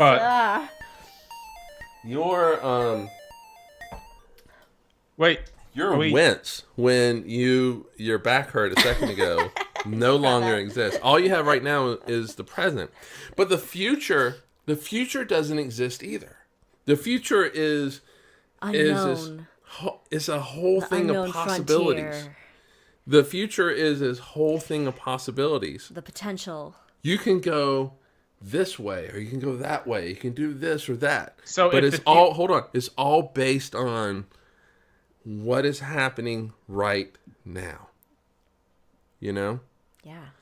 And so the conditions that are happening right now will determine what happens in the future. But the future is not set. It's not even real. It hasn't happened yet. But it is real because it will happen. No. It's guaranteed to happen, right? No, isn't the future Mike, is the future guaranteed to happen? Apparently not. The future, okay, so if the future is defined by a certain event happening, no, it's not guaranteed. The universe, it'll be so like 1 second from now. You really have to live in the present. I'm going to go play in the snow after this, just to live in the present. I gotta tell you, this whole like live in the present right is such a Buddhist thing. It is such a Buddhist thing. Anyway, final quote, Einstein, he wrote a letter, this is 1955, wrote a letter to a dear friend of his family, Michel Besso. Michel Besso was with Einstein from the beginning. Einstein referred to him as the best physics sounding board anybody could have, where he would just throw a bunch of ideas to him. So Michel Besso has died. Oh. Yes, and Einstein writes a letter to his family. Now he has departed this strange world a little ahead of me. Einstein knew he was dying, so he was going to die later on. We all know we're dying. That signifies nothing. For us believing physicists, the distinction between past, present, and future is only a stubbornly persistent illusion. The past does not exist. The future does not exist. The future is what you make it, which is fine. The future is what you make. Live in the present. But you got to live in the present. Because what you do now is going to define the present. And these are all little like those quotes. Yes. On the wall. In the bathroom. And so I'm happy to end that podcast on that very fantastic quote, and I can say my thanks for the hangover because that was a very good quote to end on. It was beautiful. All right, so thanks for joining us. I know it went long, but what is time anyway? What is time? Live in the present. What is time? We're in the present. In fact, everything that's happened doesn't exist. Doesn't exist anymore. Doesn't exist from a physics point of view. Mic drop. Join us in 2 weeks. It's going to be a High in the Sky. Awesome. For June. Oh my God. June. I can't believe it's amazing how time wait a minute. works. Should we? All right. Yeah, I don't know. All right, join us in 2 weeks, whatever. Or whatever. We'll Follow us on it'll all be the thing. things, obviously, and check out our time shot episode, which that'll come out the Wednesday Oh shit! Sorry. after this Ti- one comes time. out. Times Arrow. That's a Next Generation episode name. That's It is. right. That's why That's it what was it was. familiar. I was It like, what just hit is me. that? yeah. Anyway, watch that episode. Watch Time Zero, Star Trek Next It's Generation. a two-parter. It's a two-parter. Is It's that the San one with the Francisco. flute? Is that the flute one? No. It's the one with where he goes back to time to see Mark Twain, right? Is that, Yeah. Oh, okay. It's the Yeah, Mark Twain yeah. one. It's a Ah, two-parter. Yeah. yes. The crystals in the basement. Yes, the and whole then thing. watch where he and then meets watch the Guinan. Lower Decks episode that references Spoilers, that. everybody. But Anyway. to be honest, you have had 30 years to watch that episode. Yeah, Anyway, that's true. follow us going on to all Deep the Space Nine. things. Check us out. If you're still with us or whatever it is, join us for the God bless- hangover in a God couple bless you. minutes. Cheers, everybody. Live in a moment. Live in a in the moment. present. Cheers. Bye. We no longer exist now. Be right back. Oh, God damn it. Take a drink.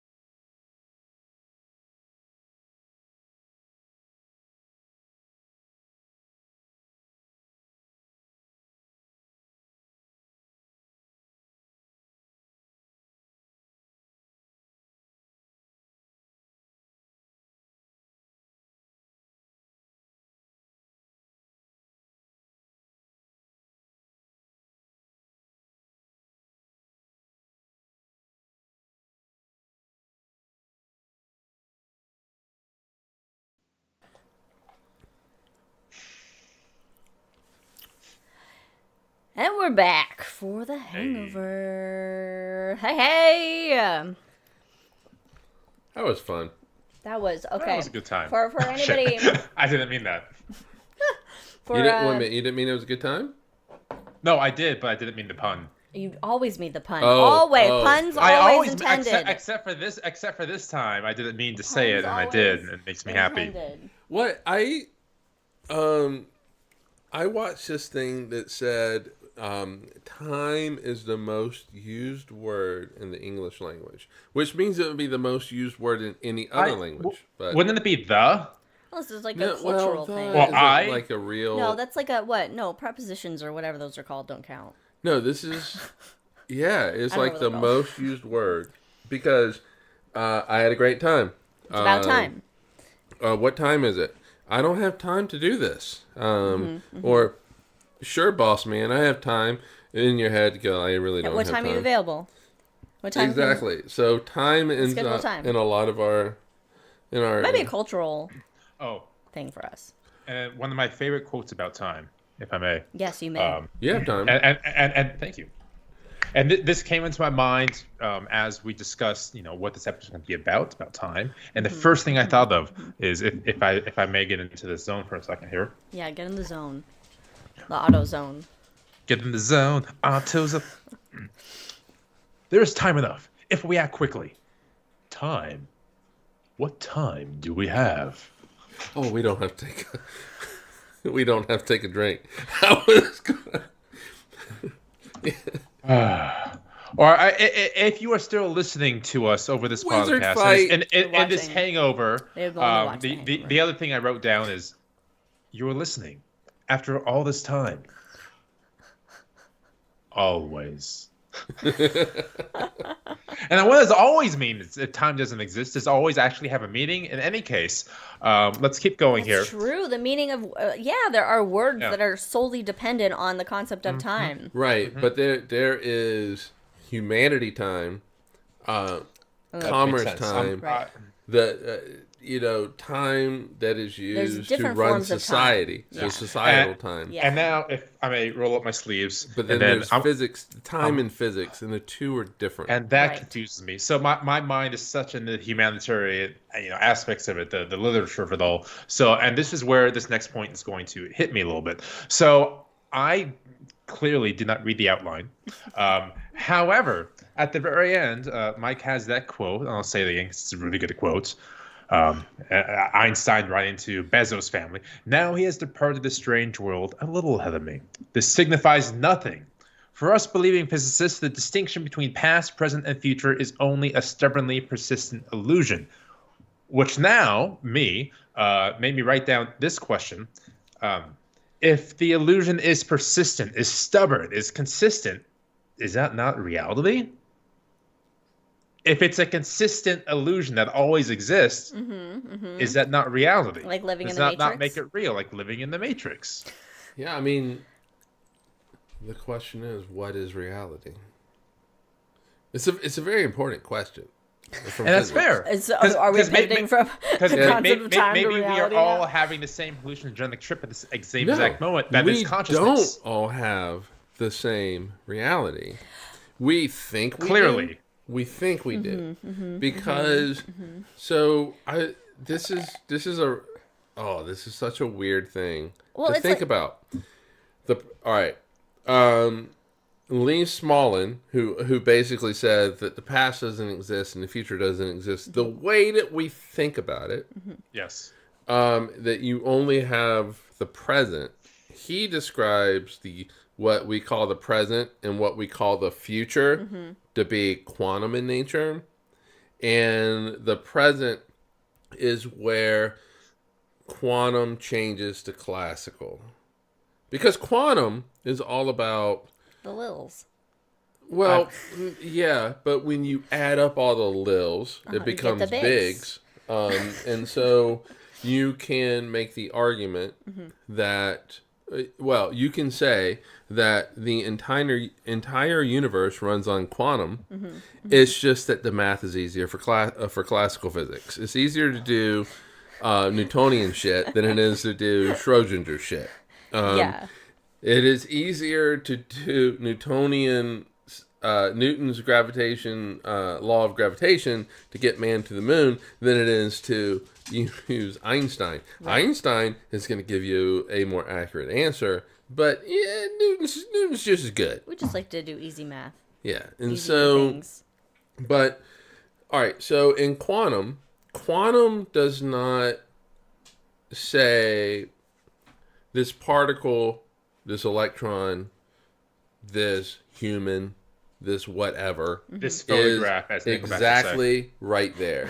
What it can do, how dare you use a Nickelback reference on this podcast, is it can give you the percentages that you'll find this electron here and what state it will be in. The moment then that you look at that electron, that through an experiment, devise an experiment to look at the electron and develop it to determine its states. That's when this state vector, which has all the superposition of all these possibilities, that this electron is going to be in some state that it's in, it collapses. And that's when you can say, okay, this electron is here. This electron has a spin. This is what that spin is. You can then rattle off all this kind of stuff. That before the experiment, that is the future. The moment that you devise the experiment and you measure the state of that electron that is present, and then it goes into the past, and you're like, oh, whatever. It becomes this classical thing, because then you can say, definitely, for sure, which is what classical is all about, is that electron was here, has this state, it was moving in this direction. So it's like the frame rate of reality. Yes. The frame rate of reality. Yeah. But that frame rate is not necessarily linear. It could be this way or that way. Have angles depending on things. So, in my reality, though, is different from yours. We share what we think is a reality. We see what we think is a lot of times the same thing. But, just from a human point of view, we can see the same event, but we process it differently. Right.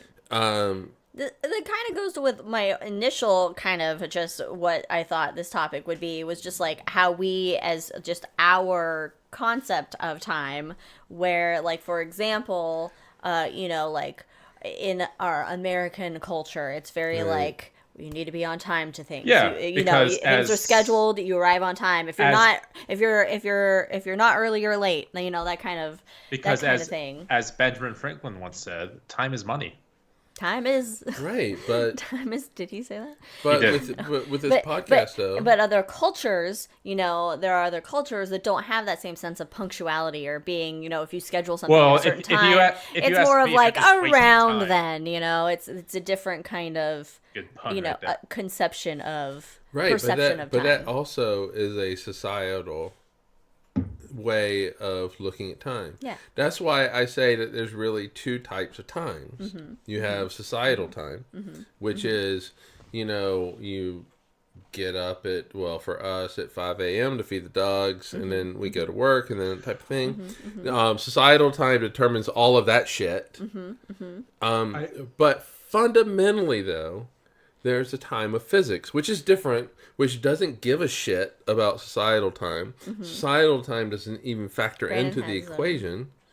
And so the problem is that the three of us, and I dare say the 7 billion other people that live on this planet, we're all deeply entwined with societal time. It is hard for us to separate the two. I have a thought experiment. They are very different. I have a thought experiment. Hey, Einstein. Yeah. Oh, what did he fucking call him? What did he call him? Yeah. Were they not? But anyway, go ahead. Thought experiment? He called them moments of ingenuity. Anyway, so let's say, for a thought experiment, that you are living on a raft in the middle of the ocean, no land in sight.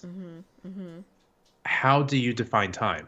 Well, you define it by... And how would that look like? If there's no context around you, there's no context around No, you. but there You is. still have the stars and the sun. Or even if, okay, to take it a step further, because let's say you are a person that can somehow live in the middle of the space.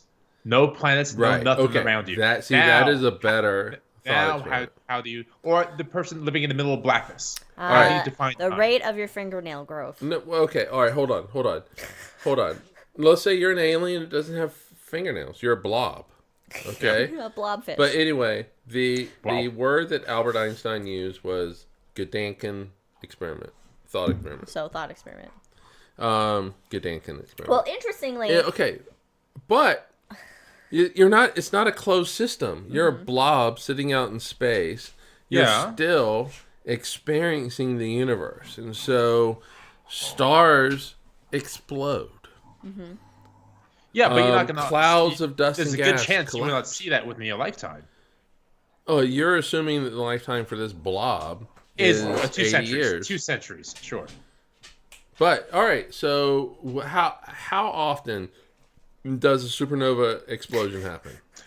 Twice every century within a galaxy, hypothetically. Milky Way's behind that, so on every average. single second there is a supernova going off somewhere. But you're not going to see that. You have limited vision. Right, but you are. You don't know that though. So how do you perceive? You are and humanizing describe this. time. You're humanizing this. That's the thought the experiment. That's the gadunk-gadunk. Gadunk-gadunk. Yeah, no, I mean, we can't say, all right, so. Okay, to bring it back from the a little bit away from the mind bending. It's an excellent, but hold on, it's an excellent thought experiment, worthy of Einstein, if I could say. And if we could take it even further back really quick, Liz, if I may, I have an answer to the contest I put forth earlier in the show. Oh, that's right, the year of the first quartz clock. The quartz clock. Now, I am ashamed to admit that Mike's answer swayed my answer. So I said the first quartz clock. Mike said 1847. Liz said 1710. I said 1902. Right. I had wanted to put mine further out, but I thought, oh shit, Mike's smart. You'll know. Mike's smart. You should know at this point. No. So anyway, this is the first quartz wristwatch, which is a whole other thing, or the first quartz clock.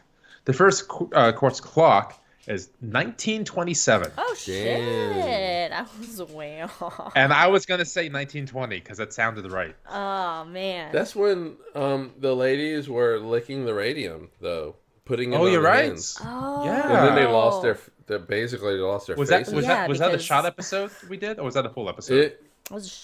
I don't remember. I know they all blend talked together. about it. It must have been like a a third shot. shot we did, because that's when I don't remember blending. things. 1927, and the first, of course, wristwatch was like the 60s. No, I think the wristwatches were earlier as far as not a quartz. Quartz one, maybe quartz, not quartz. So in the podcast, in the main episode of the podcast, when we were going through the just the mechanical devices that had been made, and you're talking about being on a raft out in the ocean and not knowing where. Well, and I had a book about. Basically, it's called Longitude, the true story of a lone genius who solved the greatest scientific problem of his time. And so it's about this dude named John Harrison. Oh, it's got a hole in it. I loved those as a kid. Yeah, those are fun. I really love those. So it's as a about kid. John Harrison, and so between 1730 and 1770, he built basically these 5 timekeepers in order to help explorers figure out their longitude when they're sailing. And it was a clock that could keep precise time at sea that no clock had been able to do on land. So I had to read this for one of my college classes, and it was actually pretty interesting. Pretty interesting book. I may have to get this, but you know what? You have just read the physical copy. Oh, I do. You have it. I do, but I do love books on my Kindle. I like this. I may have to get this book. We are the opposite. All right, you and I, Mike. We are the exact opposite. But it's just because I can take that book anywhere. I have a book. It's so much easier for me to take Lord of the Rings or Longitude, the true story of a lone genius who solved the greatest scientific problem of his time on a plane. Yeah, that's Yeah, but at the same time, how often are you on the plane? But look, your Kindle doesn't do this. Oh. Oh, but see, I do. Oh, guys. So actually, if you make your settings go to 1 second per turn page, you can actually have that feel of turning a page. I do. When I was a kid, I loved books that had the Yeah, you know, same. and it had And multiple layers to it. Feel the picture underneath, oh, it's so awesome. Speaking of being a kid, and we also talked about how, you know, we like to make timelines of things. And here is my timeline from elementary school. Yes, this is... Wait a minute. I thought... I came into the world. This is basically two timelines where it's my life events and historical events. Number one, how old were you? Okay. When was this? Oh, this was made. I'm sorry. This was in middle school. This was made in 1996 when I started 6th grade at Los Cerros Middle School. By the way, I got an A for content and an A for presentation. Of course, but apparently I was absent last Friday. Now, did your mom know that you're absent? I'm assuming so. I'm assuming she was in 6th grade. It's not like it was high school. I'm assuming I had to turn it in late because I was absent. But in this timeline, yeah, it basically starts with my life in the world. 1986, I got my 5th tooth. I don't know why I chose my 1986. 5th wow, tooth. So long ago. In 1992 was my last year of ballet. 1994 was I got my first rollerblades. Keep going. And in 1999, I moved to advanced in gymnastics. That's when I got to start competing, and also what started this back issue. Yeah, I was going to say. But also the historical events. Let's see. In 1985, when I was born, a TWA airliner was hijacked by a Arab terrorist. That's a notable event. Sure. Yeah, you know. What? 1986. Whitney Houston and Madonna resign as divas of popular music. Fuck yeah, Liz knew what she was about early on. They resigned as if it. All right. 1989, a strong earthquake. I remember that earthquake. Sure. Yeah, World Series. Let's see. In 1993, the average salary was $30,000 a year. Oh. Is it not still average? Yeah, it's still average. And in 1996, when I did this, USA Women's won the gold. USA Women's Gymnastics won the gold in the Olympics. Yeah. And then I have some pictures of friends and me, and a bracelet, I guess that I wore that was good, and some pictures of family. And there's me crawling on the ground as a baby right there. Excellent. And then I loved pigs, so there's a stamp of pigs. Well, if she you had still a pig, loves pigs, by the way. She still loves pigs. What would you name the pig? Well, I have a stuffed pig named Oinkers. I mean, that's adorable. You guys need to watch oh god, what is that show called? The cartoon. This is the Oinker pig. Peppa the Pig? No, not Peppa. God damn it. There's another pig show? Yes, the pig is a central character in my mind. Charlotte's Web. I'll let you know at the end of the podcast, and I'll remember it. All right. I'm gonna shout it out, and then you will know. Yes, we can call this Elizabethan history. Elizabethan history, yes. History of Elizabeth. And Katie, I did have your birth on there. I did have your birth on the timeline as well as a life event. Not a historical one, but just. But anyway, so using timelines. We like to use timelines to monitor our history that apparently doesn't exist. Nothing in the past exists. It exists in our brain. This is all. None of this exists anymore. None of this is reality anymore. No, it doesn't. Because from a physics point of view, how can you change it? What can you access that in any kind of way other than in a memory in your brain? It's very possible. It's just outside of our understanding to change time to time travel. It's possible. Every physics we understand says it is possible. We just can't quite do it. Time travel? Isn't it? Yes. Yes, but it's theoretically possible. We just can't do it. time travel right now is best that we can understand, at least with Einstein, is that time travel is only in one direction. Liz, focus. I'm sorry. In 1993, I put that my grandma died, which I don't like St. Patrick's Day forever because of this. But then my drawing, I drew like a little coffin. Oh shit! Wow, that got fucking. Look, it's a little coffin.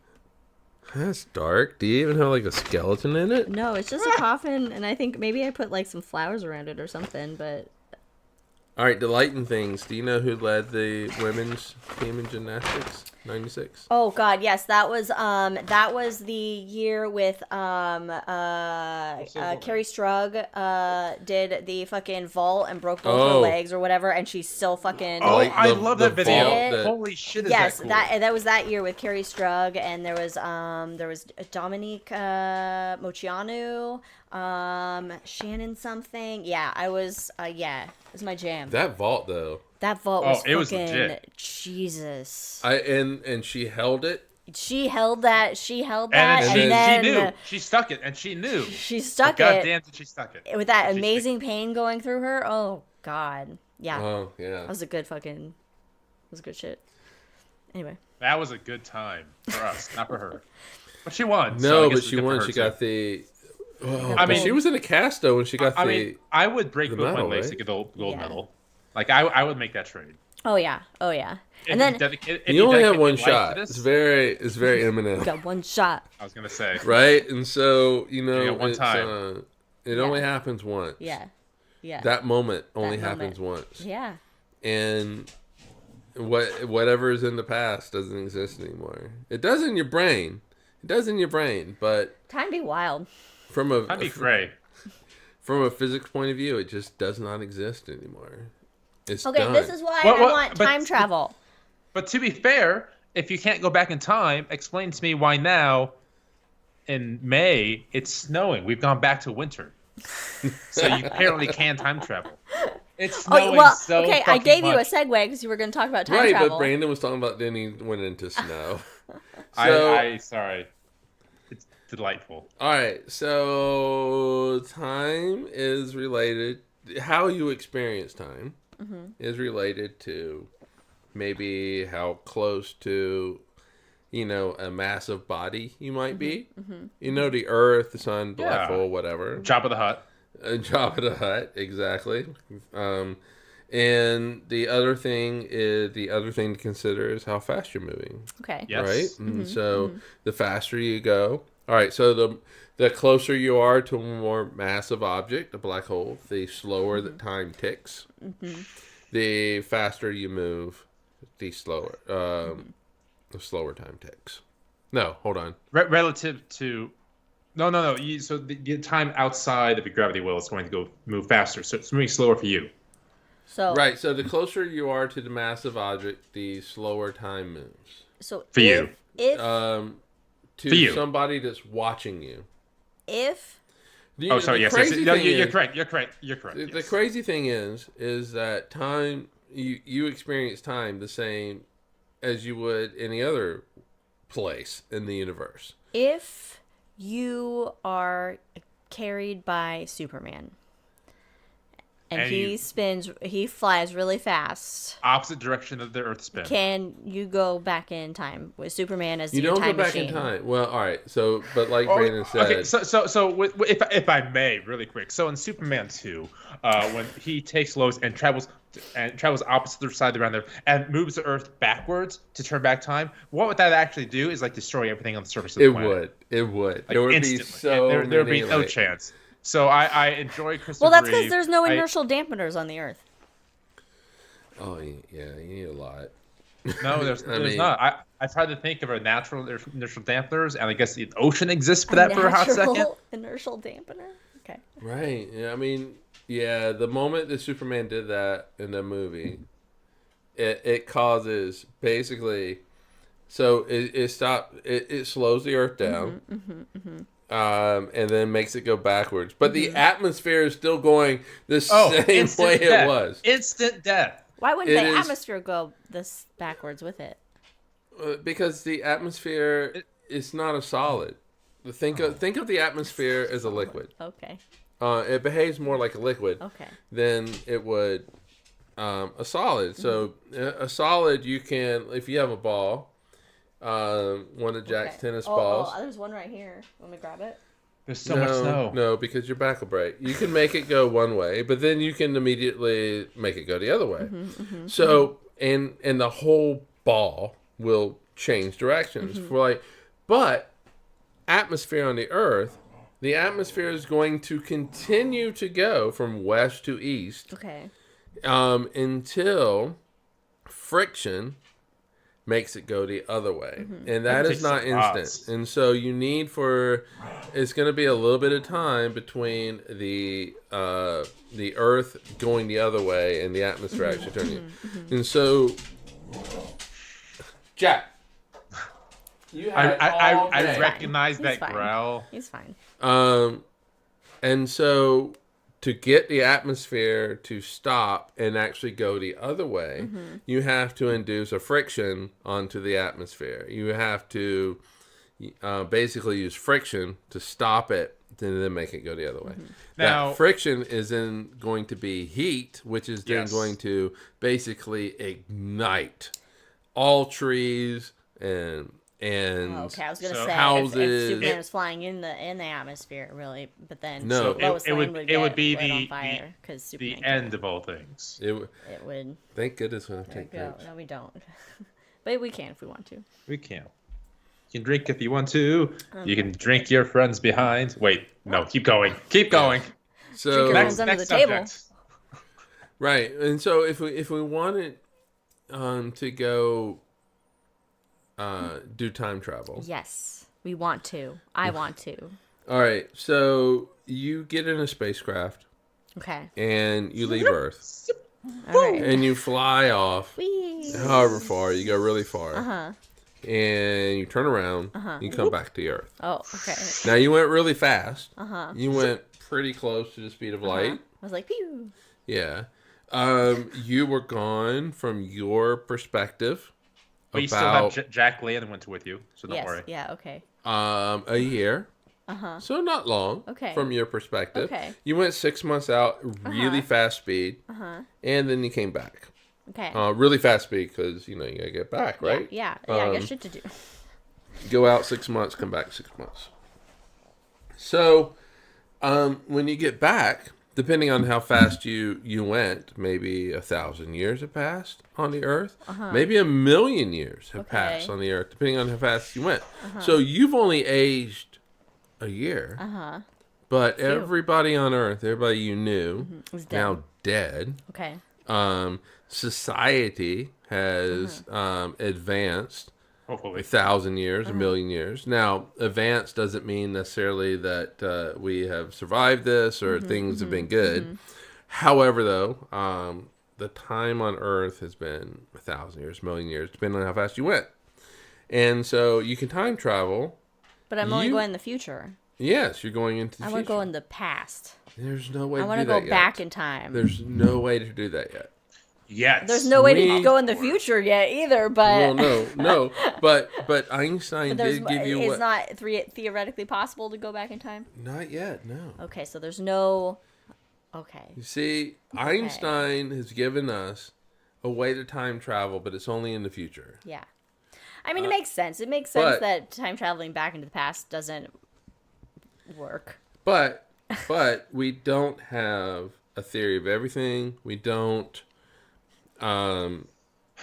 we don't have that final equation of how the universe works, and so there is a final equation. So maybe within that equation, you can time travel into the past. We have to have a more fundamental understanding of the universe, which means we have to have a more fundamental understanding of what the fuck time is.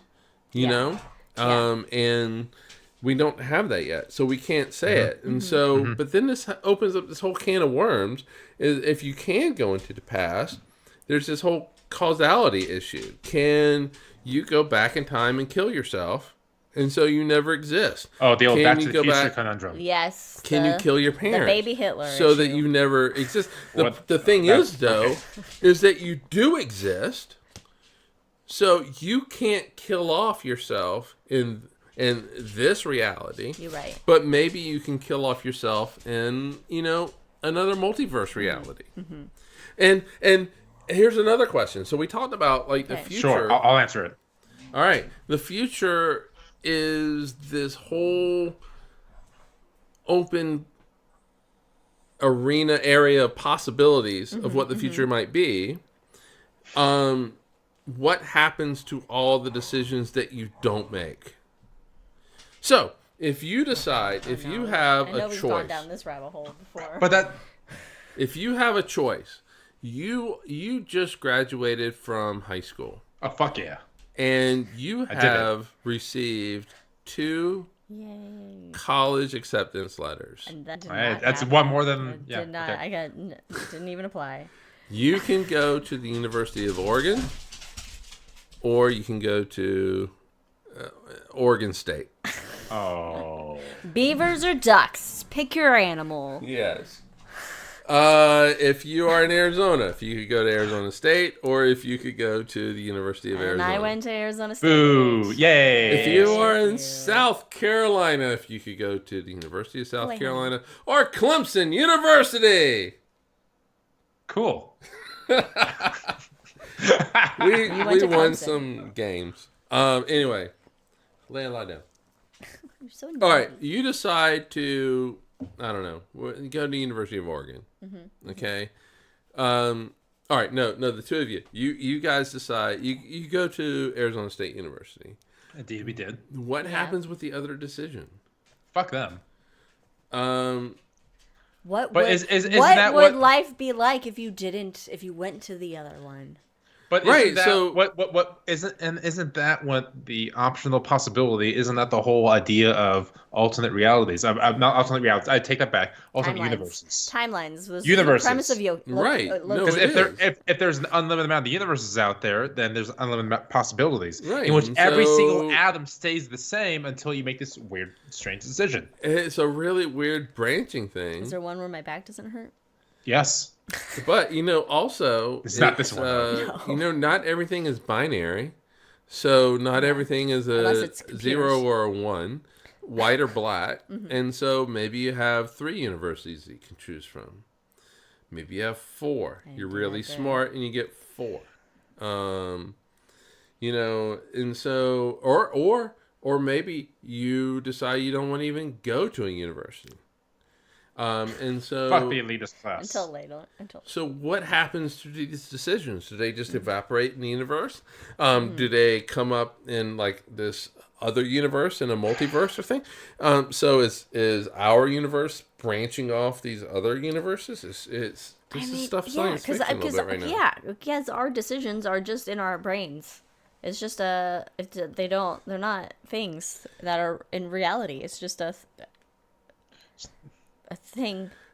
I do want to say that I'm glad that Elizabeth thinks that Clemson is cool. I would like to say that it's also Elizabeth's comment. The human mind can perceive time in the future, the present, and the past. It's pretty cool, and that is pretty cool. That we have the ability to think have about it, these yeah. abstract thoughts on these concepts that make our brains melt, and we still continue to choose to do that.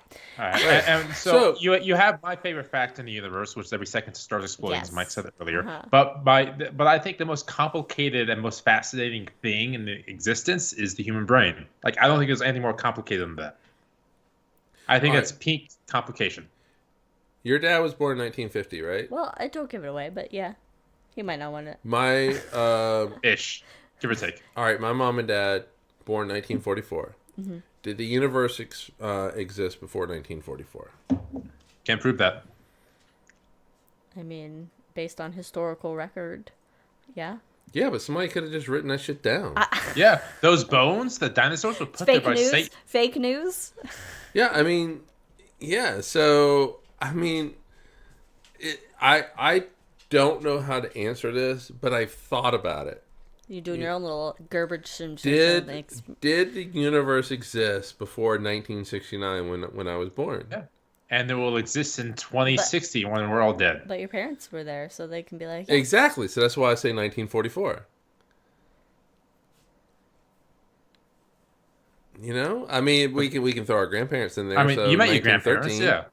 1913 from my grandmother. But then they met their grandparents, and they met their grandparents. oh, but you're only going as far back as what you've experienced. You've experienced in reality. So I will say. So the great grandparents are a lie. So great grandparents who I did meet 1900s or late 1800s, we'll say.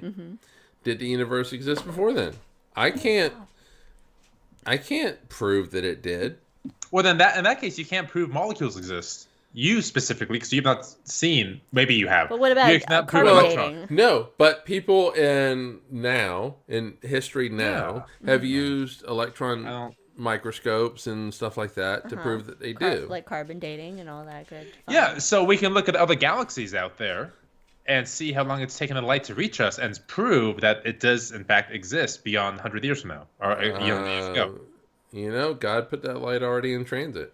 Oh, God. I've already had that. Somebody tell that to me, actually. All right, so really quick. Lay a lie down. During the podcast, you're going through just towards the end and talking about time, and you could tell Mike was in the fucking zone. And dear God, did I love that. I had questions, things I wanted to say. Nope, I'm going to sit back and listen to the Mike show. Because when he's in, there's nothing fucking better. Like, he was in the zone, and it was glorious. I loved it. Oh, I wasn't, but I'm glad you think so.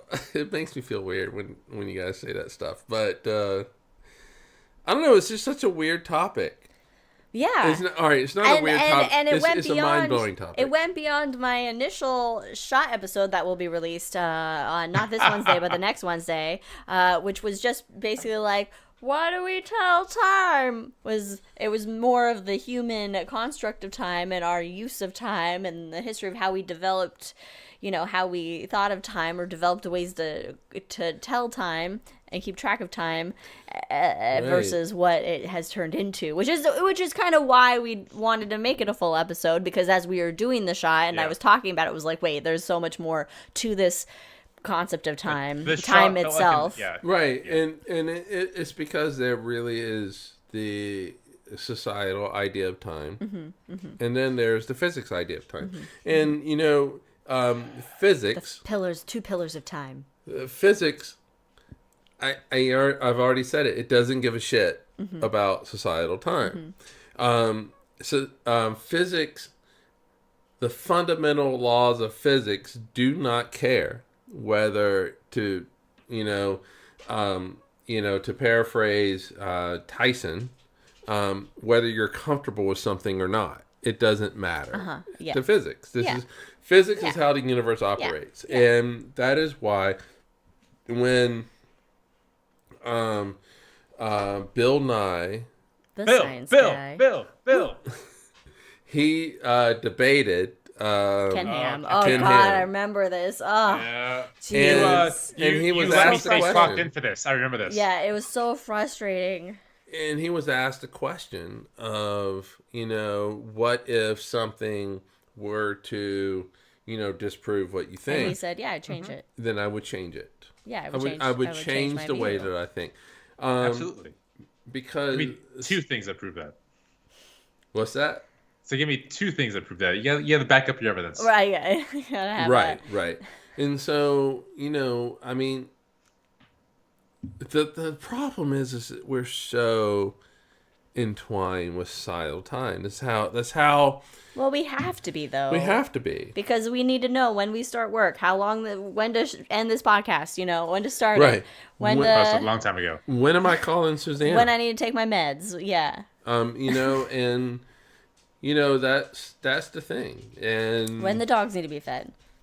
Yeah, and when I need to go play in the snow. Yeah. Brian's gonna be out playing, making snow angels. We equate the two. We equate the two. So we equate societal time with, true universal time, physics time, how the universe operates time. They aren't necessarily the same. Jack. Don't mess with those cords. Jack's gonna bring down the whole podcast. Waiting for that to Oh happen. god, his face right now is so adorable. Can't even take it. It's always adorable. Jesus. Our dogs are aggravating right now. They're just needy and they're like, we want to do something. So let's say this. Any last words about time? I was gonna go into a Hootie and the Blowfish song. That was the perfect time for you to do that. Why you punish me? Can you teach me about tomorrow that doesn't exist? And all the pain and sorrow that apparently doesn't exist.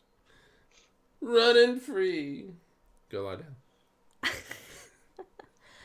That's all I can do. I can't sing. Okay. It was beautiful. It was beautiful. Oh, whatever. You're drunk on On soda. a Pedialyte. Oh, you know what that Yeah, means? these Wait. electrolytes. You know what that means? That means you and I, Mike, we can talk about really good food and say we want that, but then have Liz go get it. Oh, shit. Pizza. I was like, there's... I was gonna say pizza. Oh my god, there's no Liz way you hates can go me get now. pizza. But we found out they deliver. Yeah, but Oh, well, thank what's God. it's like $7 extra or Oh. something for delivery? Yeah, you're not paying for it. That means I have to like move and like actually it's good for me to move. But anyway. If they're delivering it, how do you have to move? Mike Oh, can yeah, do it. well, yeah, I'm saying. I'm go the one who pick it has up. to answer the door. I can hobble. I can get to the door. Oh, okay. This is Quasimodo it over there. I'm gonna walk now. You're Just still depends. bent over. It depends on how long I've been sitting or the time of day. All right, Anyway, Leah, I don't know what anyway. you need, but we'll wrap up the podcast just for you. Anyway, yeah, it's about time. It's about time we call it because our brains have been About time. melted by time. We also, for some reason, decided to throw black holes in there, which is extra. Well, you gotta when we talk about time. Oh, we have to get Extra- pizza now. Elizabeth said we gotta get pizza. Time And melting. Do it. we enjoy doing these shows. No, we do. No, because she says thank you guys for having these shows. Oh, no, this is oh. excellent. Yes. Just okay. don't listen to the first 20 episodes ever. In fact, delete them from history. I know, Oh they're fine. my They're god, fine. those first episodes. I don't. Oh God, I know the first 3 episodes, and I don't know. We had to. after We that. had to. We had to figure out. We had to have the time We to did. get the rhythm and figure out Yeah. how much we can actually drink during these and not go overboard and what we were doing. So, but anyway. I have never thrown up for these podcasts, but I want to come All right, close. so the weekend of July 4th, do we have? Oh, God damn, we don't have a show. We'll have shots the weekend of July 4th. Well, we gotta do Yeah, shots. we gotta do shots. We gotta do We'll shots. We'll do some shots. Anyway, oh, what a hangover it's been. We've gone through more mind-bending, timey-wiminess. We learned a little bit about my childhood. Book recommendation for anybody interested in Excellent. some timekeeping devices right here. And my secret taking a drink was every time somebody said timey-wimey. Timey-wimey. Oh, was that That was it. Which is basically only when I would say. Mike said it once. Did you say it Oh, once? I don't Oh, recall you said saying it once? Did I? You did say Aha! you did say it once. We took a drink. Aha. Well, I'm not. don't recall I'm not a that. Doctor Who fan either, so I still, Oh God. On that note, since Kate, my sister's brain has melted, as she has proclaimed in chat, thank you all for joining us on this episode of The Hangover with Cosmos. Follow us on all the things at Drinking Cosmos on Twitter, Cosmos everywhere else. Check out our shit on YouTube, Spotify, iTunes, wherever you get your podcasts, and Wherever you get your shit. Wherever you get your shit, basically. And we will see you next time. as the senior Buck would say, we'll see you tomorrow night, but in 2 weeks. Which is in the future, which doesn't exist, and all the stuff we just God talked about damn it. doesn't exist anymore. Everything either. we just talked about doesn't. The exist. snow doesn't stopping. exist. Oh, Cheers, everybody. Bye. Bye.